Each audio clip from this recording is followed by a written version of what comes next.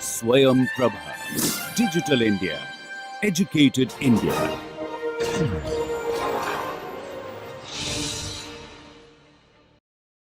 Okay, so let's begin our discussion. In last class, we discussed about EK diagram, and we obtained this EK diagram from crystal structure, right? Now, EK diagram is basically is a plot of energy versus wave vector, right? So when we talk of energies, right, if we recall, in atom we have discrete energies, right? But in semiconductor they appears to be continuous, right? So now for continuous energies we have a concept of density of state, right? So state is basically, it's like a in a city you have number of houses, right? So let's say this is a big city, there are number of houses, right? And in each house few people can live depending on the rule of that country or family size. So these are, so this houses, the density of houses is basically similar to the density of state, and electrons are occupying those states, correct? So there are two things here, right? One is the density of finding a empty quarter, right, or finding a house, right? So that is denoted by density of state. Fermi function tells you the probability of that quarter or house being occupied. You understand? So there are two things here. First, how many houses are there in an area? Second, what is the probability that somebody is going to come and live there, right? So similar thing is there in semiconductors. So density of states tells you that how many states are there, or how many orbitals are there, you can say how many shells are there, right? Where electron can sit, right? Now if you consider an individual atom, these energies are discrete, but in crystal these energies, they form some kind of band, right? So we have this concept of density of state, right? So for example, we can consider uh, uh, a 3D box, a 3D box, right? It's a 3D box, right? Because ultimately electrons are going to live in some physical space, right? So this density of states or number of states, it should depend on the size of the semiconductor, right? So if all the three dimensions of the cube or the box are same, then they are L. Or you can take a more general case that in X direction it is Lx, in Y direction it is Ly, in Z direction it is Lz, right? And A is the size of your unit cell, right? The number of unit cells will be in length X is Nx, right? So Nx times A will be Lx, right? So size of each unit cell is A cube, and the volume of your box will be L cube if it is cube, and if the dimensions are different, then you can have Lx, Ly, Lz. That will be the volume of a box, right? Now there is one important concept here called Born-Karman boundary condition, right?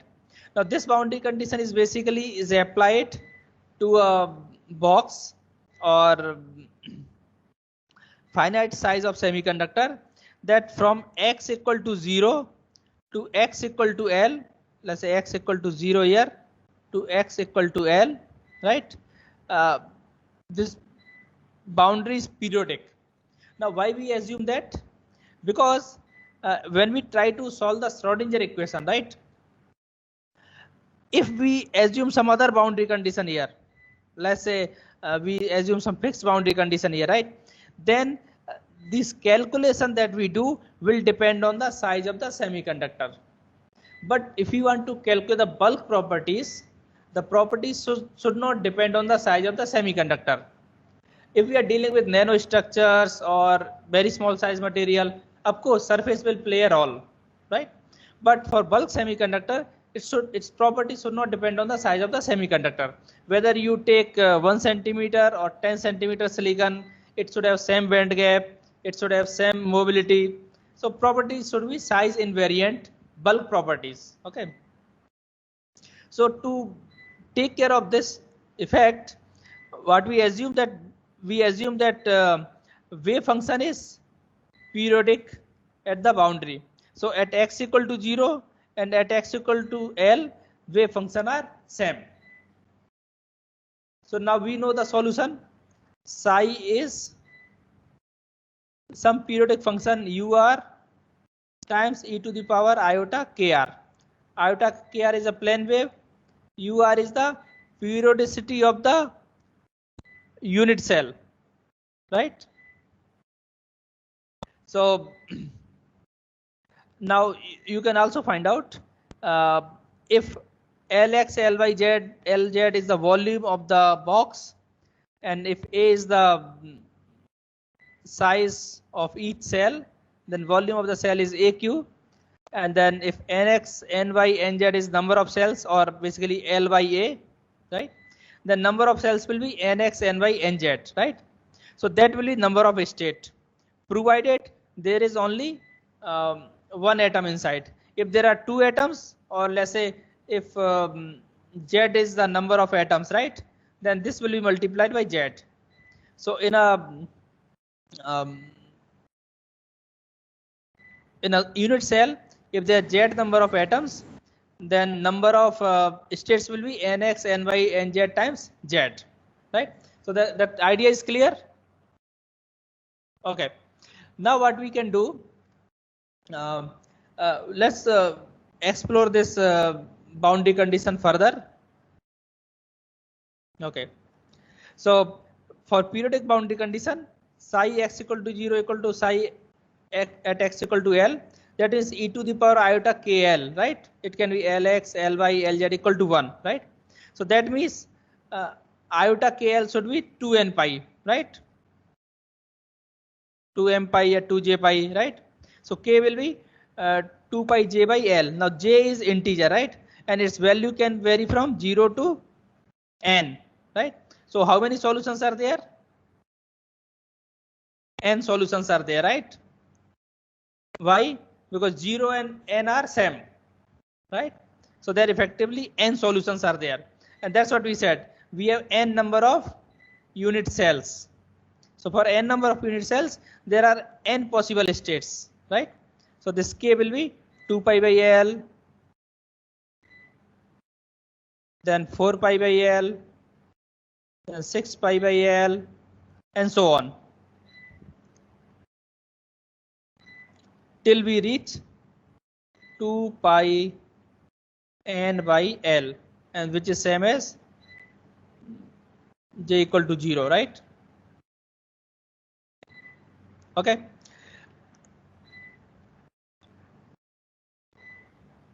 Now, if each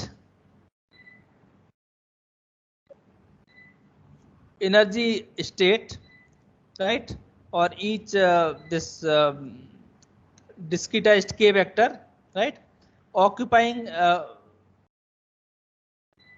region of in reciprocal space, a region of length 2 pi by L, right? So if you consider 1D, then volume of one unit cell, right, will be 2 pi by L, right? It's a volume of one state. If it is 2D, then 2 pi by L square. For 3D, 2 pi by L cube. Or if Lx, Ly, Z are different, then you have 2 pi by Lx, 2 pi by Ly, 2 pi by Lz, right? So that will be a volume of one state, right?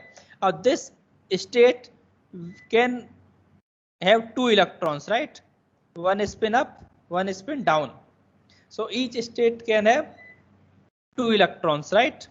So then we can also calculate them as another state, because each state energy can have spin up and spin down, and they have a slightly different characteristic.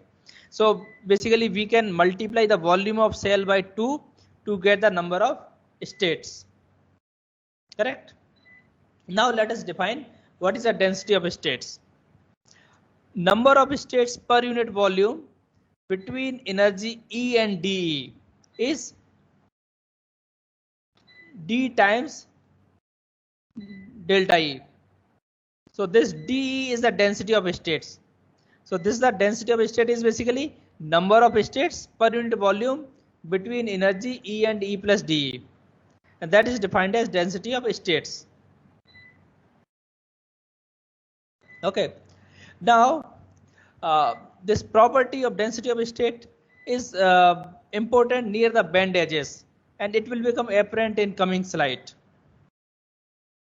And it is also one of the observation that bends are nearly parabolic.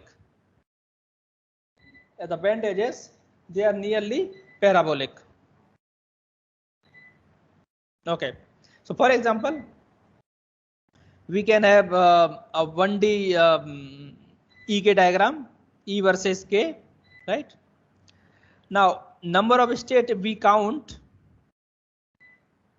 in small length dk here, right? So dk divided by the volume of one cell. So in one dimension it is 2 pi by L, right? So dk divided by volume of one cell multiplied by 2, because 2 is the spin, because each state can have two spins, right? 2 electrons. So if you simplify it, then you get 2 pi by L, so it will become L by pi dk, right? It's L by pi dk. Now number of state per small energy dE will become dk by dE, right?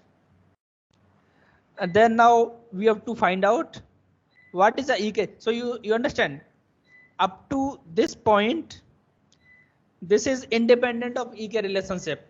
So this is valid for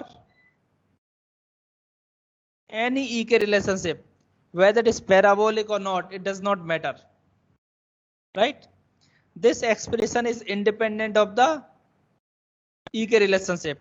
And if you want to say DOS, density of state, you have to divide by the volume. So in 1D, what is the volume? L, the length, right? So it is basically 1 over pi dk by dE, right? So regardless of, so once you know the EK relationship, you can calculate the density of a state, right? But this is the most general expression valid for all EK relationship, correct? Now if we assume parabolic EK relationship, then we can write E is equal to h bar square k square by 2m.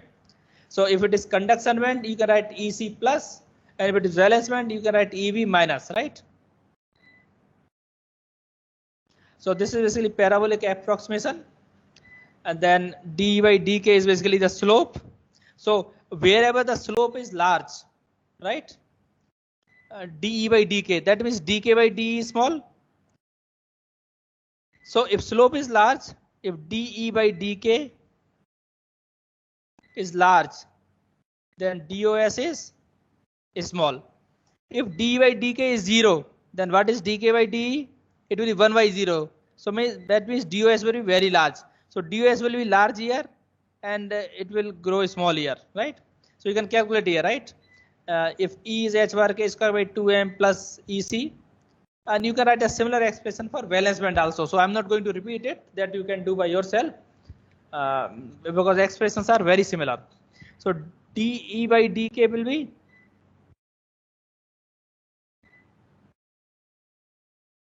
two times h bar square k by 2 times m, right?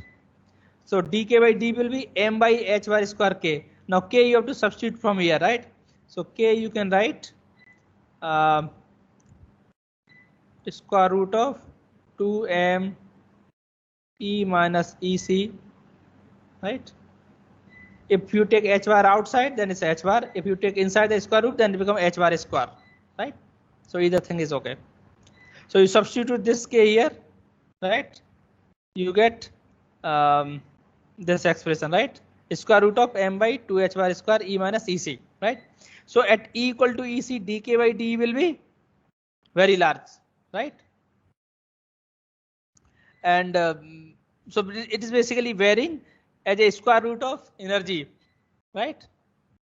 So if you assume this ec is 0, then it's basically m by 2h bar square e, right? Square root of whole thing, right? So basically ec is a constant where the bend, actually parabolic bend, starts. So below ec this bend is not there, so that means density of state is 0, right? So from this you can say that L by pi, so L of course you have to divide because that is per unit volume. The volume in 1D is basically length, so 1 by length. So 1 over pi h bar you can take outside, and root of m by 2 e minus ec. Now there is another factor of 2 that is coming here because we have not accounted this minus k thing here, right? Because there will be state here also, right? Because this volume we already considered 2 pi by L. Now there are other derivations in some textbook you may find with pi by L. So you may find this plus minus pi by L to plus pi by L, but they are equivalent basically. If you see the derivation is equivalent. So just to be on the safe side, you can always follow one procedure that we are discussing in this class, but there are other ways also to drive the density of states, and eventually you get the same expression. So this is the density of a state for parabolic 1D bands, right? This is for parabolic 1D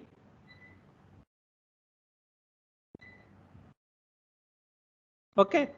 And if you plot it, you will get some peak here, right? Then it will decrease, right? So you can plot it basically if you like. Now let us go to 2D.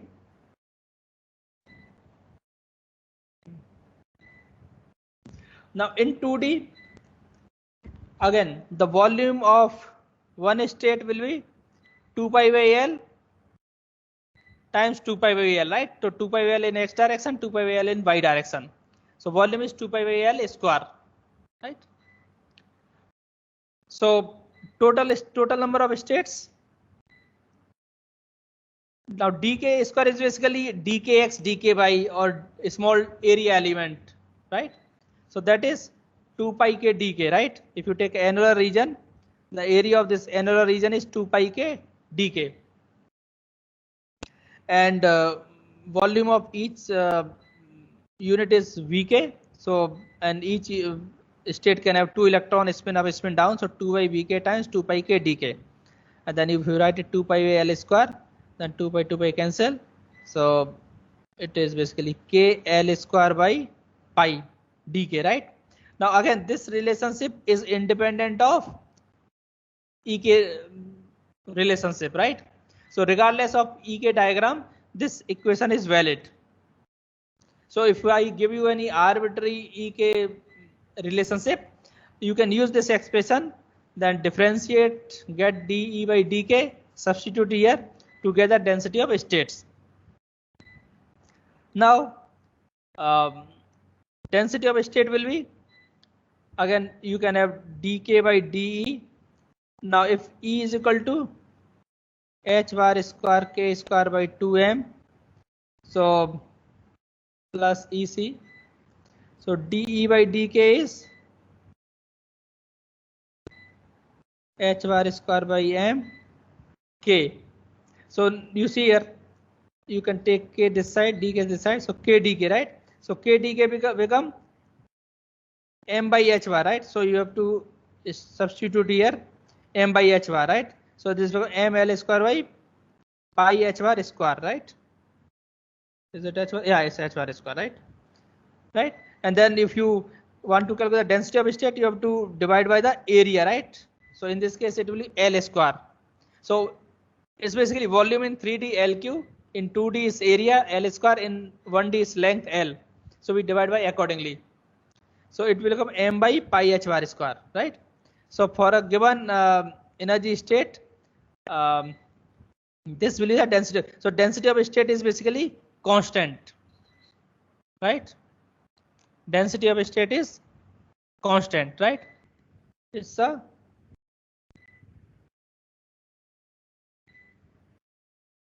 EK diagram, right? So EK diagram has certain relationship, right? So K is the wave vector, E is the energy. So because energy is varying with K vector, so we need to find out how many energy states are there. So let's say if something is very flat here, right? That means you have a lot of states for that corresponding E. If something is sharp, then for same decay amount, you have less state. You understand? So for a given decay area, how many states are there? So if it is flat here, it will have more state. If it is sharp here, it will have less. It's you can recall. Can you recall this IV characteristic of diode and the way you define the dynamic resistance, right? Yes, sir. For a given voltage change, how much current was changing, right? Same thing is here for given wave vector change or given delta k. What is the variation of DE? So if you have relatively constant, please mute it. I think noise is coming somehow. I don't know. If this energy is relatively flat, that means you have a lot of lot of energy states for that delta k range. And if it is vertical, then for given dk you will have very less number of states, right? So that is basically the density of states.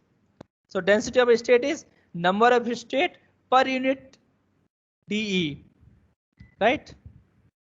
And per unit volume. Okay, clear? So 2D is okay. So density of a state is basically a step function. Now we can go to 3D. 3D is basically again number of states 2 by Vk, the volume 4 pi by 4 pi k square dk is basically a sphere, right? So area of a sphere is 4 pi k square. Then volume of that small dk will be 4 pi k square dk. Now mind it, just remember one more thing. In all these three derivations, we are assuming x and y direction there is no change. They are in uniform. It's like a cube or a square, like that, right? If they are different, then you will not use this expression, right? You will use dkx, dky, and dkz, right? But this is same as 4 pi k square dk as far as volume is concerned, right? So this is basically a solution where we have assumed that all three dimensions are same. It's a cube basically. Okay. Then you can write dk by de here to get the density of state, and this has to be divided by the volume, right? So volume we have already taken care of because 2 pi by L cube. So you have 2 pi L we have taken out. So this is the density of state. Now we have to calculate now dk by de again. So this is the solution which is true for all EK relationship. Then we can substitute E is equal to EC plus h bar square k square by 2m, right? So then we get this solution which is valid for parabolic bends only. So dk by d is root m by 2 h bar square E minus EC, right? So only difference 1D and compared to 2D and 3D. In 2D, 3D, when we are calculating the area element or volume element, all negative k's are included.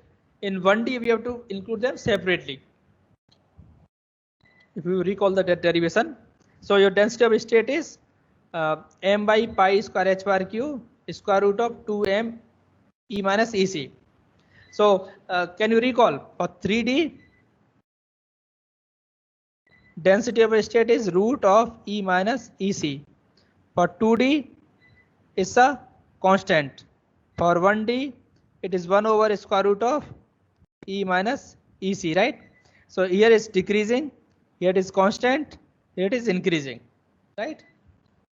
So maybe we can summarize them here. So for 3D, density of state is basically increasing as a square root of E. For 2D, density of state is constant, right? Now, for 3D, for below EC, there is no density of state because there is no parabolic band there, no band there. So it is non-zero only for E more than EC. Similarly, for 2D, it's only density is constant once you encounter that energy level, right? And for 1D, again, you encounter energy level, then density of state actually decreases as 1 over square root of E minus EC, right? Now, in discretized system, you have multiple energy levels, right? So you may have one energy level here, one energy level here, one energy level here. You may have one energy level here, one energy level here. So how the this density of state will look like? So each band will have its own density of state, right? So if there is a band here, it will have own density of state. If there is a band here, it will have own density of state. If there is a band here, it will have own density of state like this, right? So maybe I can show you through multiple bands. Okay. Okay, here like this, huh?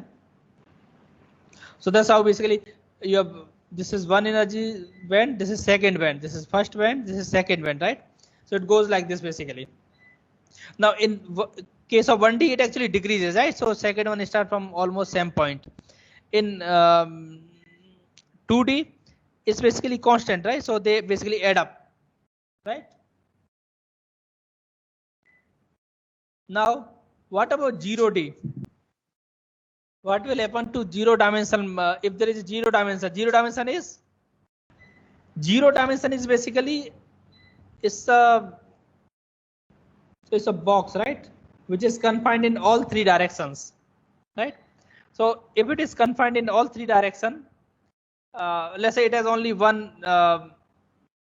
unit cell, right? One cell, right? So how many states will be there?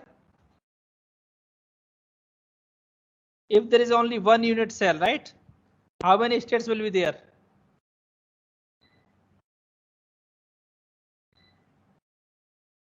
Come on. For one unit cell, how many states will be there? If there is one atom, it will contain one state only. It's like a single atom, right? It's very similar to the single atom. So in single atom, energy states are basically, if you write E versus K, you have these discrete energy levels like this, right? You don't have a band like that, right? So for a zero dimensional box will also be something like atom only, right? So if you have a single state here, your single state here, what will be the density of state? What will be dE by dk? dE by dk is, for single state, dE by dk is, now in an atom, that electron is can move somewhere or it will be fixed there. Electron cannot move, right? It is for atom is just orbiting around that particular nucleus, right? It's not going anywhere, right? So that means that electron is bound, right? It will not have any k vector. And if you see this ek diagram, it's a flat energy, right? No variation. So d by dk is 0. So dk by de will be 1 over 0. So you will have basically delta function. So dk by de will be, you will have delta function, right? Now each state can have 2 electron, right? So it will have 2 times delta function, right? I show you here. 2 times delta E minus EC. Now EC is just name of the energy level where there is corresponding state, right? Well, these are discrete energy states, so density of state will be 2 times delta, right? Now there is another question for you. Okay, now in real semiconductor crystal, how the density of state look like? They are basically parabolic is an approximation, right? So they are only nearly parabolic near the um, bent edges. So where do you see the bend gap here? This is 0, so this is not a bend gap, so it's basically connected. Here you see some kind of bend gap, right? So you can see this, you can approximate this one by some parabola type of thing, right? You can approximate this one as some parabola type of thing, right? So these two bends are parabolic, right? So it's very small, see, and you can approximate. Once you approximate them with parabolic, you can calculate the density of states in these two regions near. Now they are important only near the band edges opposite to the conduction band, or the conduction band and the valence band, because where is the maximum activity taking place. So 3D density of a state, we have derived this expression, and this is the expression for 3D density of a state, right? So m to the power 3 by 2 root 2 e minus ec by pi square h bar q, right? Now this we have done assuming a same kx, ky, kz, right? Right? We assumed a sphere, right? We assumed a sphere, right? That means if the state is spherical, right, or it is S type, right, this expression is valid and we can get the density of a state. What about elliptical ones? So in elliptical, what will happen? Let's say this is kx, this is ky, and this is kz. So that means ky and kz are of equal magnitude, and kx is elongated along kx, right? So that means the mass along kx, mass along ky and kz. So along kx and ky it will be different. Along ky and kz it will be same because slope is same. You understand? So in such case, this is called longitudinal direction. Longitudinal direction. Another is called ky kz transverse direction, right? So we have longitudinal effective mass, we have transverse effective mass, right? So in this case, how the density of a state will look like? So of course your these two masses will be different, because if you see here, the density of state actually depends on this effective mass, right? And then E minus EC is basically same for both of them. Only the curvature is different, right? So along one direction, let's say X direction, this is the curvature. Along Y and Z direction, this is the curvature, right? So this is for Y and Z direction. This is for X direction. So this is E versus K. So this is KX. And for this is KY and KZ, right? And this is E. So if you take a cross section of this ellipse, this is ellipsoid, eh? So if you take the cross section of this ellipse, you will get two parabolas, right? One for Kx, another two for Ky and Kz. So in such case, how your density of a state will look like? So for this, we can use a concept. We can find the equivalent sphere of this ellipsoid, so their volumes are equal, right? So before that, what we have to do? We have to find for individual bands, right? So if there is a conduction band, there is a valence band, right? So they will have their individual parabolic EK diagram, and then we have their individual effective masses and density of states, right? So next slide, we see how, for example, we see for gallium arsenide, right? So how the these density of states are given for gallium arsenide. So this is basically your conduction band. Now if you see here, there are three actually conduction bands, right? One in gamma valley, one in L valley, and one in X valley. Then of course minimum is the gamma valley, so this will be dominant. And then if you assume that energy level for EV is reference level, zero level. Then this is EG, this is EL, this is EX, right?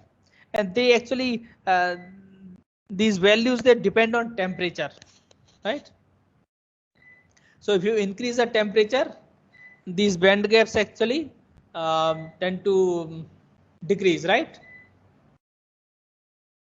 So for example, EG at 300 Kelvin is 1.42, EL is 1.71, and EX is 1.9, right? So this E gap or E gamma, they are basically this is the lowest basically, right? So this will be your conduction vent, and then you have this heavy hole and light hole. So for conduction vent, you can write uh, m to the power 3 by 2 root 2 e minus ec by pi square h bar cube. For heavy hole also you can write m to the power 3 by 2 root 2 eb minus e, because here e is going down, right?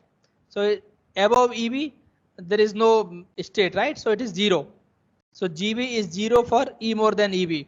So this is 0 for e more than eb.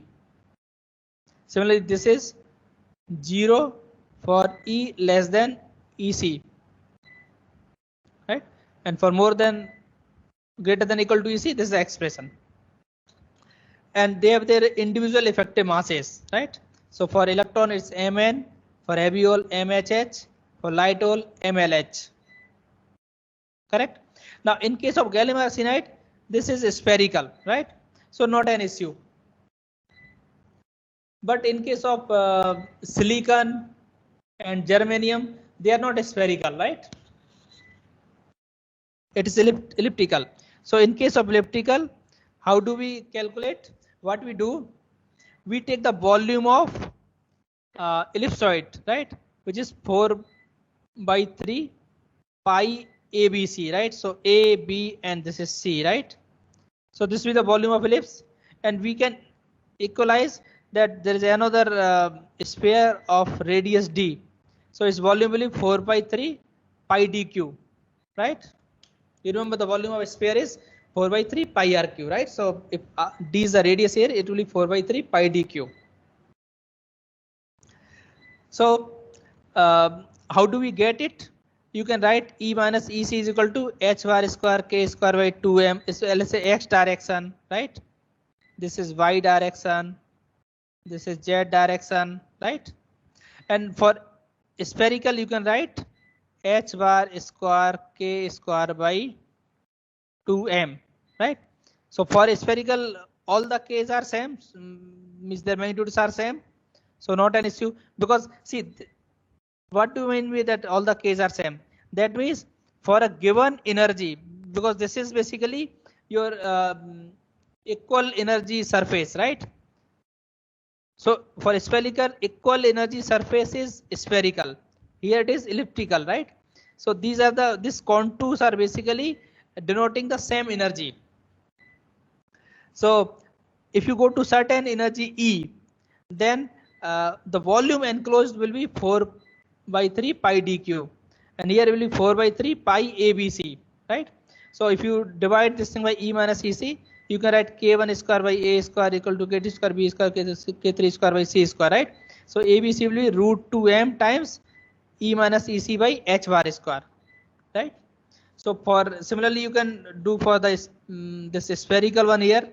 So your D will be root 2m E minus EC by h bar square root, right?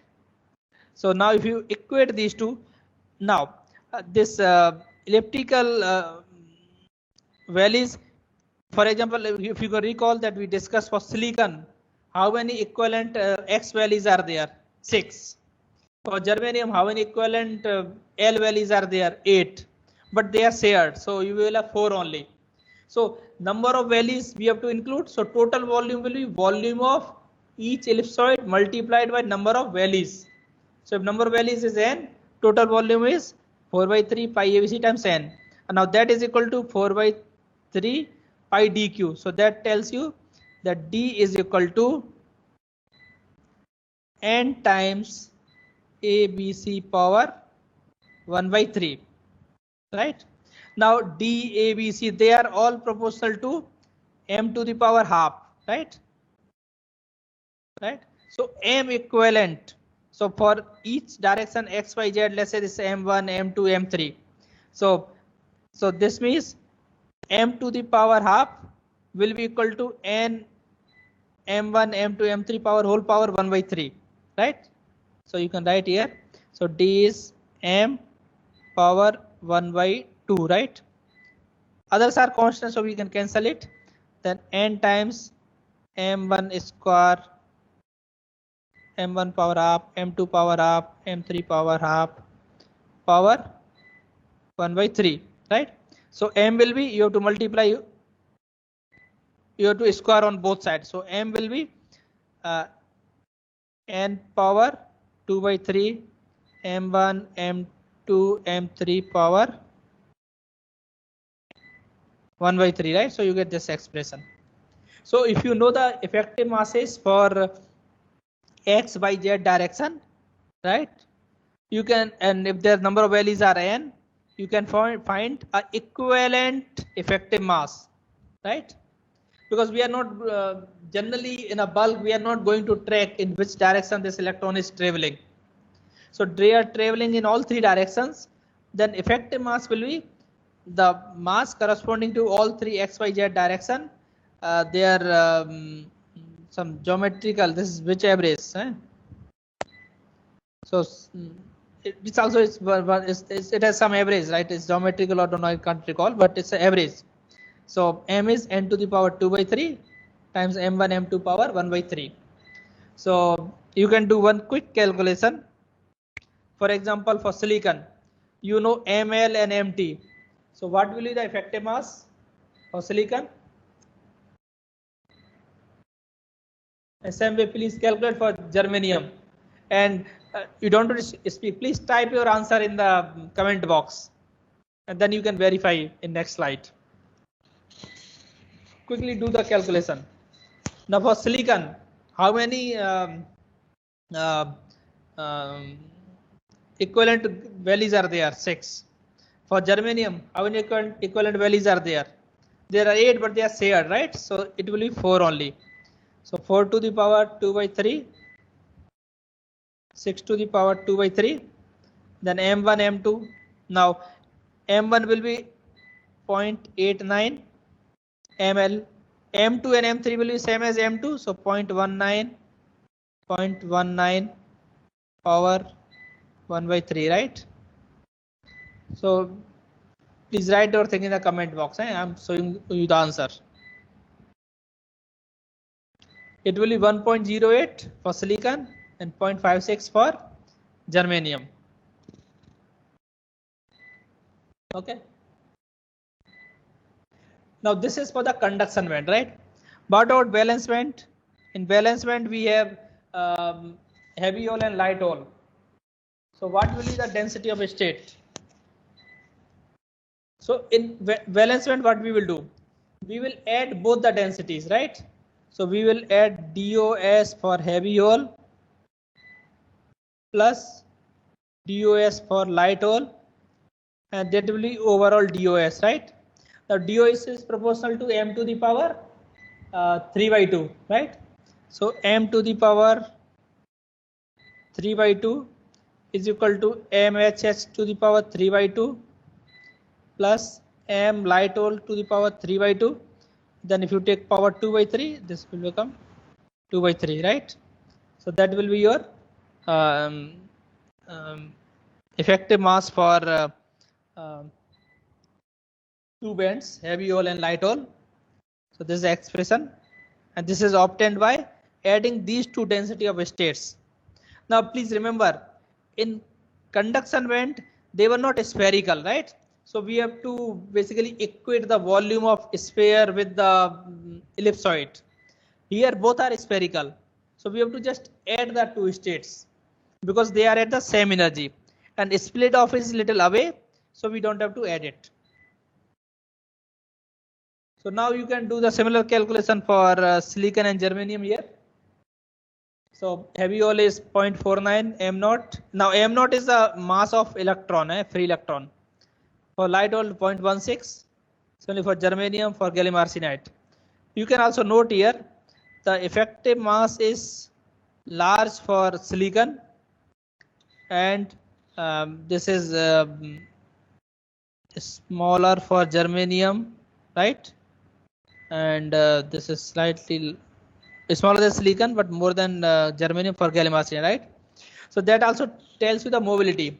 So if mass is less, then mobility will be more basically, right?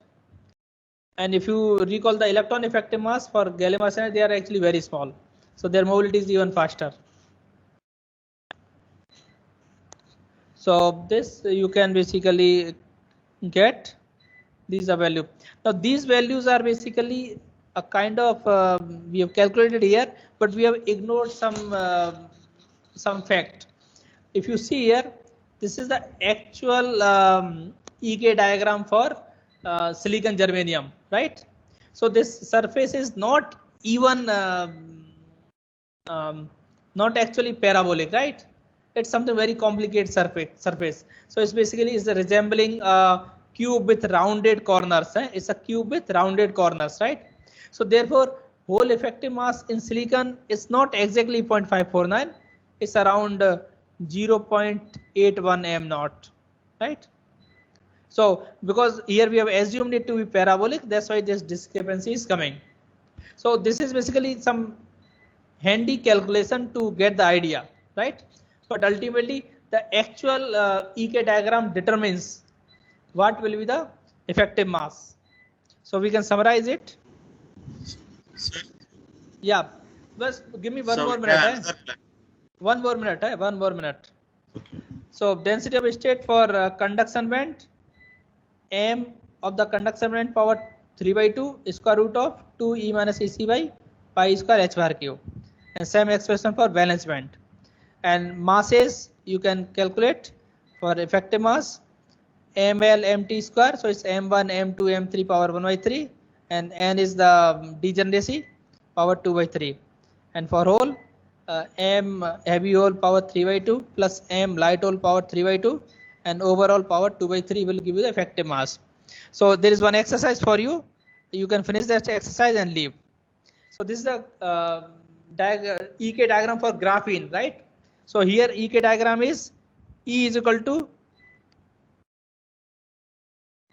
plus minus h bar nu times, now kx square plus ky square you can write it's a k basically, right? It's a 2D material. It's a 2D material. So what will be the density of a state?